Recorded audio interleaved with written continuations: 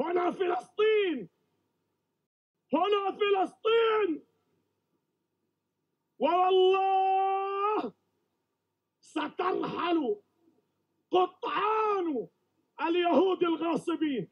إلى الصهاينة نقول خيبر خيبر يا يهود، جند محمد هنا موجود. Alors, Kébar, Kébar, ya Yaoud, ça veut dire quoi? Ça veut dire souviens-toi de Kébar, aux Juifs. Et Kébar, c'était quoi? Kébar, c'était une oasis qui était peuplée essentiellement de Juifs, qui était à 150 km de Médine, là où était Mahomet, et dans sa guerre d'expansion, comme ils n'ont pas voulu se soumettre à la divinité de Mahomet, et ben Mahomet est arrivé avec son armée, et il a massacré tout le monde dans cette oasis, c'est-à-dire que tous les hommes juifs ont été tués, les femmes et les enfants ont été réduits à l'esclavage. Donc, chaque fois qu'on entend ce truc-là, en fait, c'est pour regonfler les troupes, pour leur rappeler cette victoire formidable, bon, qui date un peu quand même. Hein. On se demande pourquoi, pour célébrer une victoire, ils ont besoin d'aller chercher ce truc qui date quand même de pas loin de 1500 ans.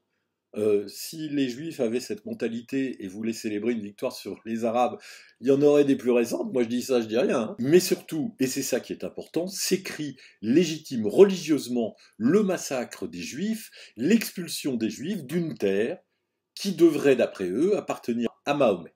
Lui, je vous l'ai mis non seulement pour pouvoir expliquer ce slogan qu'on entend partout dans toutes les manifestations où il y a des islamistes, quel que soit l'endroit du monde, et qui est quand même un racisme historique qui n'a l'air d'ennuyer personne, de ne choquer personne, mais aussi pour vous montrer à qui les Israéliens ont affaire parmi la masse de gens. Je ne dis pas que l'ensemble de la foule qui est près de la frontière et qui manifeste que cet ensemble est comme lui. Je dis que ce type est dans la masse des manifestants avec ses disciples.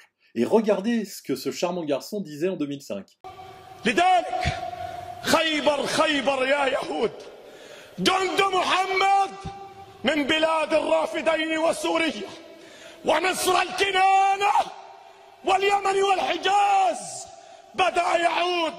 يا أخي في الضفة الطعن، الجنة تتزين هنا على الحراب، على الخناجر.